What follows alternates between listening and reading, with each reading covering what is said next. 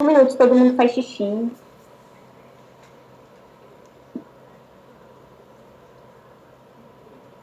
Então, esse é o impresso que o Ministério usa mesmo para o resultado para a coleta e para o resultado do Papa Nicolau, certo?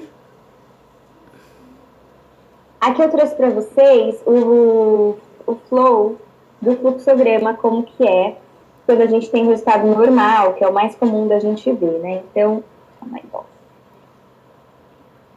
ai.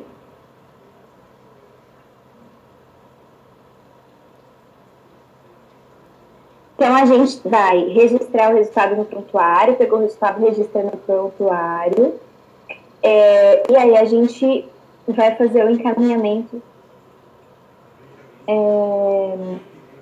para a equipe ou para o enfermeiro da unidade. É que isso não necessariamente é só para a gente enfermeiro, pode ser às vezes dentro de um serviço tem uma outra pessoa que pega e aí o que faz? Aí cada serviço organiza do seu jeito, né? Dentro da normalidade, então, aí aquilo que a gente falou, segue fazendo anualmente, se deu esses resultados bonitinhos consecutivos, aí a gente passa 3 anos, né? Caso a gente tenha alguma alteração celular benigna, reativa ou reparativa, aí a gente vai. Se for inflamação, aí tem. Se a gente tem metaplasia, escamose, matura, reparação, outra coisa, e atrofia com inflamação e radiação, outra coisa. Então, se a gente tem normal ou uma inflamação, a gente vai ver, então, possui agentes microbióticos ou alguma leucorreia, porque às vezes a inflamação veio porque ela tem uma tricomoníase ou ela está com uma vaginose bacteriana, então a gente vai fazer a avaliação e pensar na abordagem sindrômica, que é aqueles casos que a gente vê. Deixa eu botar aqui pegar. Mas aí pode ser que ela tenha uma metaplasia, escamose matura, uma reparação, aí a gente vai repetir também anualmente, e se der 2 negativos, a gente segue, então, a cada 3 anos. Ou seja, não tem alteração nenhuma, é só a ectopia que está lá, né, e não tem uma alteração. Aí a gente tem uma atrofia com inflamação, uma radiação. Aí a gente vai encaminhar para uma consulta médica, né? Então, não é nada. Eu peguei também um quadrinho lá do manual do Ministério do INCA, do câncer, com o que a gente faz e os resultados, como que eles chamam, eles vêm com esses nomes, e assim, no outro slide vocês vão ver, né? O Brasil fez uma nomenclatura específica deles, que é essa aqui, do diagnóstico, tá? E aí é um pouco diferente dos outros lugares do mundo, ou talvez você vai ouvir pessoas falando de uma coisa diferente. Aí eu coloquei no outro slide mais ou menos os que é relacionado, né, um resultado com o que é no resto do mundo, vocês vão ver. Mas no Brasil, como que vem os resultados? Vem resultado assim, ó, células escamosas atípicas de significado indeterminado, que é o que a gente chama de ASCOS. Aí o que a gente faz? É possivelmente uma não neoplasia e não pode afastar, quando a gente tem isso, é uma lesão de alto grau. Aí o que a gente vai fazer? Então, se ela tem menos de 25 anos, eu repito em 3 anos. Se ela tem entre 25 e 29 anos, eu faço anualmente. E se ela tem mais de 30, eu faço a cada 6 meses, quando tem esses resultados. E se ela tem esse daqui, que é o ASCII-H, que ele vem esse, mas ele fala que pode ser, que não dá para afastar uma de alto grau, aí é melhor a gente fazer uma colposcopia, porque quando a gente vê de mais de perto se conta. Aí tem essas células granulares atípicas de significado indeterminado.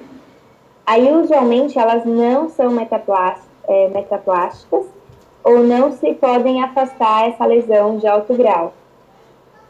O que a gente faz? Faz uma colposcopia. Tem as células atípicas de origem indeterminada. Possivelmente não é uma neoplasia, mas a gente não pode afastar que é uma lesão de alto grau. Encaminha para ver o que é com mais detalhe. Aí tem essa aqui, que é o mais comum, lesão de baixo grau. menor de 25 anos repete em 3 anos, e com mais de 25 anos repete a cada 6 meses. Lesão de alto grau, encaminha para fazer colposcopia. Lesão intraepitelial de alto grau, não podendo excluir uma microinvasão. Aí a gente encaminha para colposcopia. Um carcinoma escamoso invasor, ainda assim encaminha para colposcopia. E um adenoma,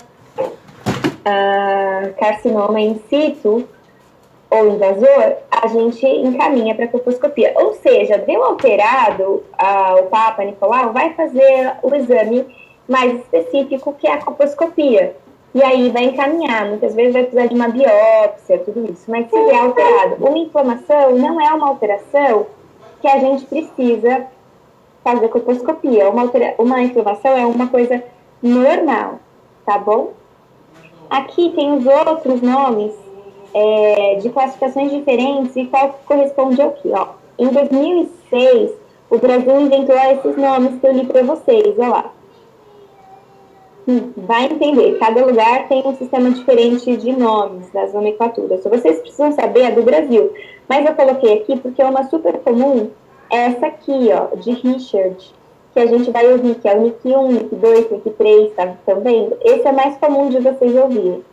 Tem a da OMS, e tem do Papa Nicolau mesmo, classe 1, 2, 3. Então, existem esses nomes diferentes. Eu coloquei aqui para vocês saberem que existe, porque às vezes vocês vão ver isso na prática. Principalmente NIC 1 e NIC 2. NIC 1 e NIC 2 são mais comuns, que a gente não tem uma grande alteração. NIC 2, quando tem uma inflamação, mas não é uma coisa que precisa de intervenção. NIC 3 já precisa de intervenção. Ou pelo menos uma colposcopia, né? Tudo bem, eu lembrei o caso das pessoas aqui, só para a gente retomar, para lembrar, na verdade, a abordagem sindrômica.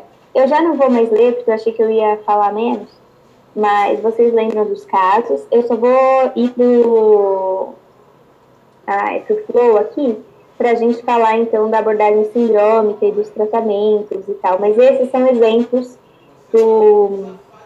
dos 3 tipos mais comuns de corrimentos que a gente tem, né? Então, aqui lembrando, mesma coisa do exame, a gente já falou, então, tanto para vocês, né, exame da entrevista e do exame físico, que eu já comecei falando. E esse daqui é o flow do corrimento. Então, vamos ver mais de pertinho, depois a gente vai para o tratamento.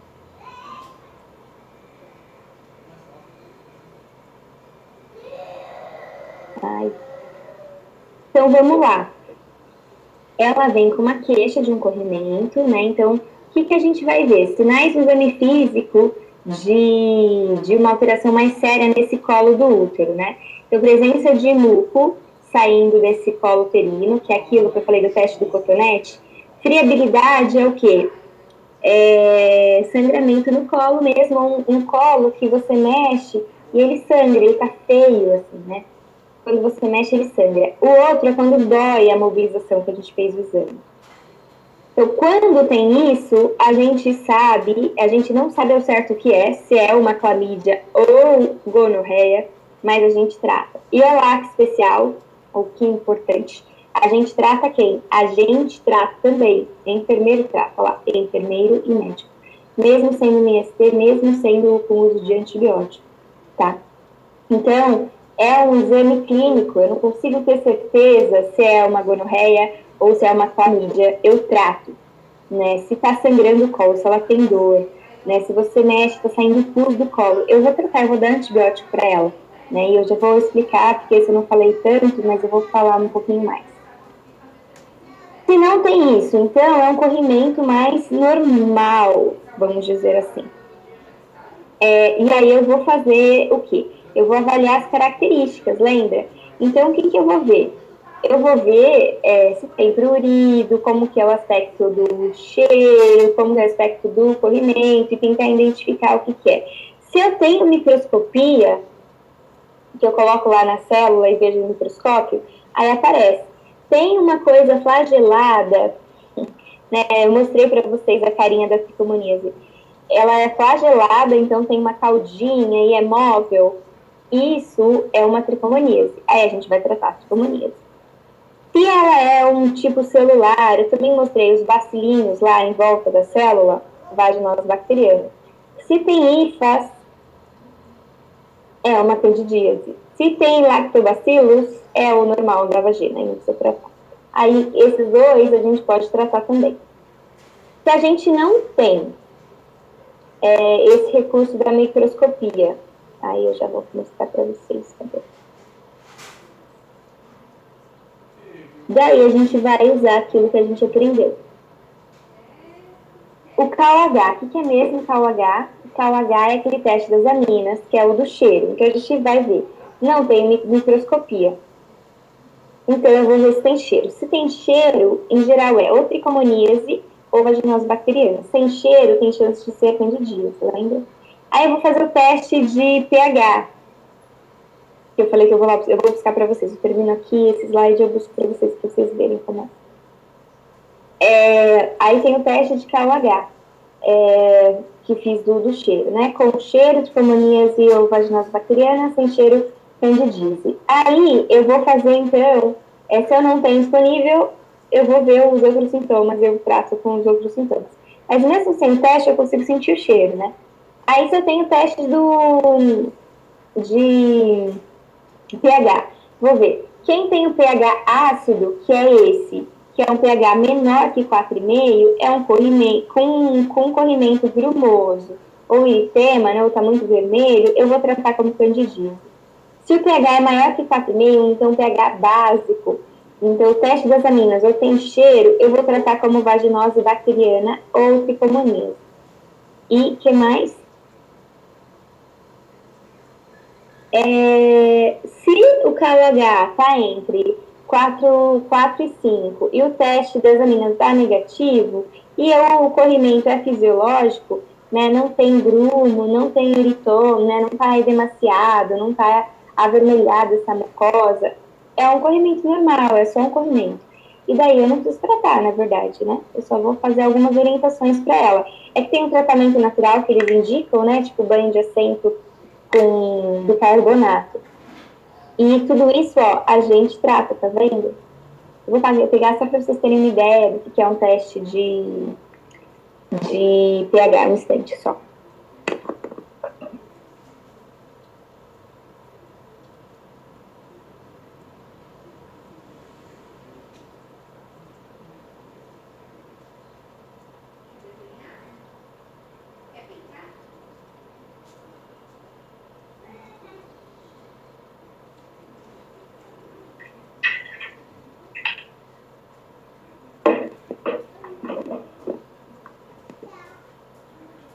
Então, esse aqui, eu não sei se vocês já viram, é um teste de urina, que uma das coisas que ele vê é o pH. Eu vou ver se eu consigo mostrar aqui para vocês.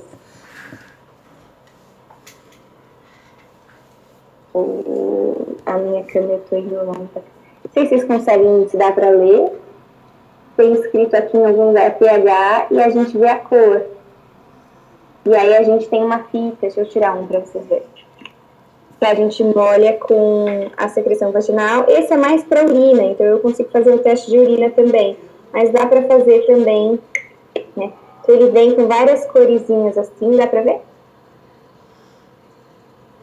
E aí a gente vai molhar na secreção, aquela parte do pH, a gente molha na secreção no espéculo, né? E olha, tem várias outras formas também, mas essa é uma delas. Esse é mais de urina, mas só para vocês terem uma ideia. Tem um menorzinho só de pH, ele é mais barato. Esse é mais caro porque ele vê outras coisas. Então, deixa eu continuar aqui.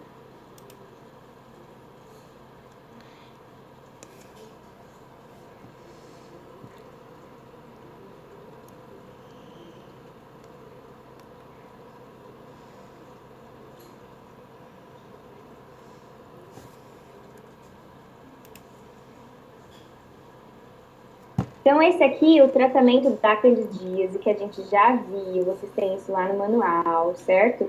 Então, a gente tem lá quem é que é o agente, a Candida albicans, principalmente. Como é essa secreção? Quais são as características? Então, é uma secreção grumosa, né? Que causa prurido, que deixa edema, né? Que muitas vezes dá dor a ter relação sexual e dor ao urinar, ou ardor, porque causa umas microfissuras. Por que a gente tem? Porque diminui a nossa imunidade por conta de estresse, de uma alimentação rica em doce ou em carboidrato. Então, isso cara de candidíase. Quando a gente toma antibiótico, né, também dá. Como a gente trata? Principalmente com miconazol, então, de preferência, sempre tópico. Miconazol, a gente vai passar 7 dias. Ou a gente tem outras pomadas também, vocês podem ver. Mais comum, miconazol e nicotina, eu gosto de lembrar porque é o que gestante pode usar, né? Gestante trata igual. Tem tópico, medicação, desculpa, esses são os tópicos, né? Os locais. Tem de sistêmico? Tem, é o fluconazol, né, que a gente toma, são 2 gramas e é dose única. Lembrando que é melhor sempre o tópico do que o sistêmico, menos agressivo para as mulheres. Candidias eu não preciso tratar parceiro, só se ele tem sintoma, mas isso é muito raro. Né? A gente dá mais o fluconazol quando ela tem de repetição. Fluconazol, aquele oral, né? Quando ela tem de repetição. O que é repetição? Mais de 3 a 4 vezes por ano. Né? Daí, algumas vezes a gente trata parceiro também, para ver se diminui a causa. Também falei das coisas naturais, né? Que a gente pode usar para tratar candidíase e vaginose bacteriana. Um dos tratamentos mais comuns é a gente tratar com óleo de coco ou melaleuca. A gente põe na vagina. Em vez de usar pomada, a gente põe, então, na vagina o óleo de coco. Vocês conhecem óleo de coco extra virgem, que a gente usa para comida, para cabelo, né? E uma gota do óleo essencial de melaleuca, e pode pôr dentro da vagina ou em volta. Outra coisa bem legal é a babosa, tirando aquela, né, sai uma coisa com uma cor meio amarelada quando a gente corta a babosa. E aí usa um gelzinho dela, principalmente por fora, quando tá com muita coceira, é ótima a babosa. E o tratamento com alho, que eu ensinei vocês a usar. O alho in natura é um tratamento mais popular, né? É talvez mais incomum para vocês, mas é bem bacana perguntar para as avós, para as pessoas mais velhas, que elas usavam isso, elas já tinham essa autonomia de usar esses tipos de tratamentos naturais para evitar ficar usando pomada sempre. Claro que se começa a repetir sempre, a gente vai pensar em uma outra coisa, mas é bem legal fazer o tratamento com alho. Então, o alho a gente vai colocar numa bonequinha, numa gaze, vai descascar o alho sem machucar muito, envolve numa gaze, lubrifica esse alho com óleo de coco, com alguma coisa, introduz na vagina 7 noites. Então, troca o alho a cada noite, né? E aí tira e coloca outro, tira e coloca outro. Lembrando que no segundo, terceiro dia vai ter uma secreção bastante secretiva, né? O meio esverdeado saindo, porque o alho tá matando tudo ali. Aí a gente tem a vaginose bacteriana. Vaginose bacteriana, então, é causada por bactéria, diferente da cândida, que era por fungo. Também é uma alteração, não é um IST, é uma alteração da microbiota. Esse caso aí diferente não é uma imunidade, é sim causado por uma alteração do pH, por isso que ele altera o pH. E normalmente causado porque em períodos próximos da depois da menstruação, porque o sangue altera o pH da vagina, né? Muitos dias o sangue tem um pH neutro, a vagina tem um pH ácido e deixa esse pH mais, aumenta, né, o pH da vagina e faz a bactéria crescer. Assim, como quem tem uma atividade sexual sem proteção, que tem ejaculação dentro da vagina, muda o pH da vagina, e aí ela fica mais básica e essa bactéria cresce. E característica dessa bactéria é o mau cheiro. Quando a gente olha, então, esse corrimento, ele é um corrimento bolhoso. Eles chamam de acinzentado, mas nem sempre ele é acinzentado. Então, a característica de um mau cheiro, né, não dá coceira, né, e ele tem um corrimento ou meio branquinho, né, mas não tem brumo, mas ele é fétido, ele é mal cheiroso. Se a gente não faz nada e tira, né, o agente causador, a menstruação vai acabar, porque, né, ela acaba mas a gente não termina, tipo, fica sempre em relação sexual, não vai passar esse cheiro. Mas se ela para e fica um tempinho, a vagina mesmo se autorregula e nem precisa tratar muito, né? Então, por isso que ela fala vem e volta e tal. Então, isso é a cara dessa vaginose bacteriana. Não é uma IST, né? É um desbalanço, então, da microbiota. Como eu trato? Eu trato com metronidazol, né? Dá para ser a pomada, sempre primeiro a gente vai pensar no tópico, também por 7 dias, metronidazol em gel, 7 noites, né? Ela passa as noites. Ou também pode ser o oral. Aí tem duas formas, o de 500 microgramas, que ela toma a cada 12 horas, ou 250, que ela toma a cada 8 horas, ambos por 7 dias. Trata parceiro? Vaginose bacteriana não precisa tratar parceiro. Só preciso lembrar ela que se ela que ela não deve usar álcool durante esse período também, ingestão de bebida alcoólica, porque tem efeito colateral.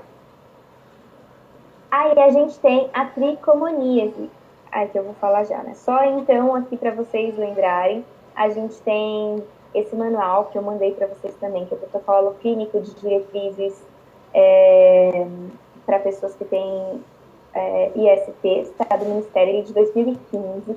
Ele é bem legal, ele vai dividir como assintomáticos, sintomáticos, vai estar falando também de como é que a gente faz para evitar a transmissão vertical. Por mais que tenha um outro com mais detalhe, que vai falar de HIV, sífilis e das hepatites, esse daqui vai falar de todas as ISTs, e é esse que eu queria que vocês usassem para fazer o seminário, não sei se vocês usaram, eu deixei disponível, mas é esse que eu vou usar de referência para as aulas, tá?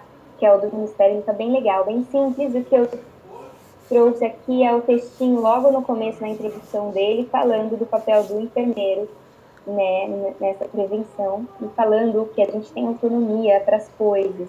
Porque eu não sei, assim, eu tenho a impressão que às vezes vocês acham que a gente não tem, mas a gente tem, tá? Bastante autonomia. Na atenção primária é o que a gente mais tem, tá? Dá para ler assim, né? Então, ó, destaca-se o papel do enfermeiro no manejo das STs, em consonância com a portaria número 2488, de 21 de outubro de 2011, que aprova a Política Nacional de Atenção Básica e estabelece, entre outras atribuições específicas do ou da enfermeiro, a realização de consulta de enfermagem, procedimentos e atividades em grupo, e conforme protocolos ou outras normativas técnicas, estabelece pelo gestor federal, estadual, municipal ou do Distrito Federal, observadas as disposições legais da profissão, a solicitação de exames complementares, a prescrição de medicamentos, encaminhamento, quando necessário, de usuários e outros serviços. Além disso, a lei, no nosso exercício profissional, regulamenta o exercício da enfermagem, estabelece que cabe ao enfermeiro, como integrante da equipe de saúde, a prescrição de medicamentos estabelecidas em programas de saúde pública e em rotina aprovada pela instituição de saúde.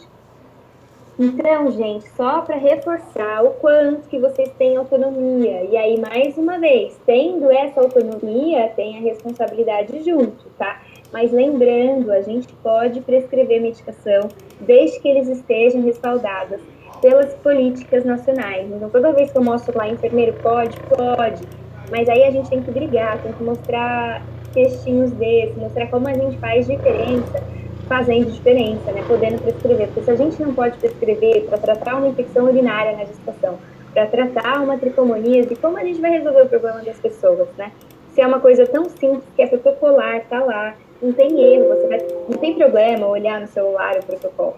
O problema é não prescrever essa mulher, levar lá, encaminha para o médico, aí passa um mês para passar o antibiótico para ela, sendo que a gente tem autorização legal e respaldo legal para estar fazendo isso, né? Então eu quero que vocês sintam mesmo essa revolta para a gente poder ter militância mesmo em pensar nessa saúde coletiva, na saúde das mulheres, mas não é só de mulher, viu? Vocês viram que esse aqui é um protocolo que não é só da atenção das mulheres que eu fico mostrando o tempo inteiro. Esse é para todo mundo. Então, na atenção primária é onde a gente da enfermagem tem mais autonomia. Tudo bem? Vocês estão me acompanhando? Só estou vendo a Fê. Então, aqui eu trouxe... Então, tá bom. Trouxe um pouquinho para vocês, bem básico, né? A infecção por gonorreia e clamídia, que é aquilo que eu falei. Não necessariamente a gente consegue diferenciar na nossa prática a clamídia da gonorreia. Lembrando que os dois são cervicites, o colo fica bem feio, né? Então, é mesmo. Então, tá bom. Trouxe um pouquinho para vocês, bem básico, né? A infecção por gonorreia e clamídia, que é aquilo que eu falei. Não necessariamente a gente consegue diferenciar na nossa prática a clamídia da gonorreia. Lembrando que os dois são cervicites, o colo fica bem feio, né? Da tricomoníase eu já falo, melhor que eu vou falar dos três. Só retomando, então, gonorreia e clamídia, nem sempre elas são sintomáticas. É muito comum elas serem assintomáticas. Mas quando elas aparecem sintoma, como é que elas aparecem? Dor ao urinar, dor no baixo ventre, o homem, às vezes, ele também vai apresentar algum sintoma. Ele aparece corrimento com pulso, porque essas são ISTs. Né? Então, às vezes, a mulher fica mais assintomática, mas o homem está com corrimento lá purulento. Né? Que o homem nem sempre fala, mas a gente vai sempre perguntar para a mulher se ele sentiu alguma coisa, se ele viu alguma coisa. Muito caro esse diagnóstico, né? São exames muito caros para a gente estar fazendo. Então é mais fácil e mais produtivo e assim, não quero mega agressivo, é um antibiótico que a gente vai dar para a mulher. Então, se a gente vê um colo com característica lá, com dor na palpação, está saindo pulso, a gente vai tratar como gonorreia ou clamídia, né? Mesmo eu não tenho certeza absoluta, eu trato, né? Eu já trato. E é assim que é a parte clínica. Não vou ter diagnóstico complementar, já é clínico o diagnóstico também. Só para vocês saberem, já falando, isso passa para o bebê, tá? Então a gente tem que tratar isso como, né? Se ela tá grávida. A gente vai tratar normal, como eu vou passar o tratamento, mas no neném a gente tem a profilaxia, que é um colírio de um trato de trata, que todo bebê, quando nasce, a gente aplica, que é profilaxia para essas doenças. Ainda mais que elas são assintomáticas. Muita mulher não vai sentir nada, né? Então, por isso que a gente coloca em cada bebê. Não é todo mundo que tem secreção, né?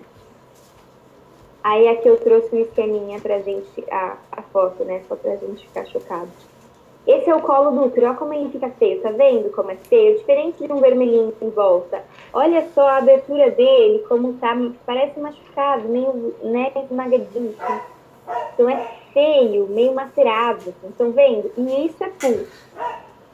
Não é corrimento, porque a gente tem corrimento normal, mas esse não é o corrimento normal. Se a gente não sabe, a gente passa um cotonete aqui e coloca numa coisa branca para ver se é pus ou não. Também o cheiro do pus é diferente, né? Mas esse é uma cervicite. Eu sei se é clamídia ou gonorreia, não sei, né? Mas eu sei que não é tricomoníase, porque tricomoníase, lembra, tem a carinha de framboesa, né? Cheia das pintinhas que eu já mostrei foto para vocês. Então, olha lá os tratamentos, né? Então, só lembrando essas três coisas, né? Tem a tricomoníase, a gonorreia e a clamídia. Se, né, essa mulher, primeiro, falou que ela teve relação desprotegida, eu vou reforçar a orientação para ela do preservativo, né? Falando que é a única forma de evitar IST, né? Trazendo isso como um cuidado de autoestima dela. Oferecer para ela os testes rápidos que a gente tem disponível, normalmente o HIV, sífilis e hepatites. O que mais eu vou fazer? Né? Isso aqui é as orientações, tá bom? Tô seguindo aqui. Eu vou orientar ela ao planejamento produtivo, além das camisinhas, você não quer tentar um outro método? Pode ser o DIU, pode ser a pílula, né? Ela que vai decidir. Eu ofereço os outros métodos contraceptivos para ela. Vou perguntar se ela tomou a vacina de hepatite B, perguntar se ela trouxe a carteirinha, perguntar se ela quer tomar, né, a dosagem de hepatite B. Dependendo da idade, né? Vai que é uma menina de 13 anos que aparece com um corrimento, você vai olhar, é uma cervicite, eu posso oferecer sim para ela a vacina de HPV, né, se ela está dentro do calendário. Que mais que eu vou fazer? Eu vou fazer a notificação compulsória dessa mulher, né? Se eu conseguir identificar mesmo, então, essa IST, né? No caso de um IST. E eu vou perguntar quem ela teve parceria sexual nos últimos 60 dias, porque a gente tem que ir atrás para as pessoas também fazerem tratamento. Então tá, IST mesmo, né, candidíase e vaginose bacteriana não entram dentro disso. Mas tricomoníase, gonorreia e clamídia são ISTs. Sendo que gonorreia e clamídia são cervicites, certo? Aí a gente tem quem causa, né? A tricomoníase é o tricomonas. A gente tem clamídia, que é o bichinho lá da clamídia, tem o nome aqui. E a gonorreia, que é também o agente patológico da gonorreia aqui, para vocês não confundirem. Olá, a cervicites, que é gonorreia e clamídia, de 70% a 80% dos casos são assintomáticos. Isso é muito caso sem sintoma nenhum. Quais são os casos de sintoma que eu falei? Olha lá, queixa muito frequente de corrimento vaginal, sangramento que acontece quando tem atividade sexual, que sangra às vezes um pouco, ou do nada, fora da menstruação sangra, dói para ter atividade sexual, dar dor a urinar, tudo isso. No exame físico, a gente tem sangramento, né, na espátula ou no suave, a gente tem um material purulento saindo e dor na movimentação do colo. Essa é a característica da cervicite, isso tenham bem claro, certo? Se a gente consegue fazer o exame, a gente vai ver, então, na tricomoníase, a gente falou, o bichinho flagelado. A gente tem o teste de KOH aqui, e a gente consegue diferenciar a tricomoníase da cervicites, né? Isso que é a diferença da cervicites. Lembra, a tricomoníase não vai causar tanta dor e não vai ter pulso nesse colo, então a gente consegue diferenciar. As orientações são muito semelhantes, tá? O tratamento da tricomoníase, quer falar, Leandro? Da tricomoníase também, quer falar? Da tricomoníase é também o metronidazol, como eu falei, do caso da vaginose bacteriana. A grande diferença é que trata o parceiro, além das outras orientações né, que a gente falou, tem que notificar tudo isso, mas trata o parceiro, né? E tem dose única, né, que a gente pode estar usando. Deixa eu só confirmar, mas tem dose única sim, né? Isso. Que é o 2 gramas em dose única, que a gente pode usar para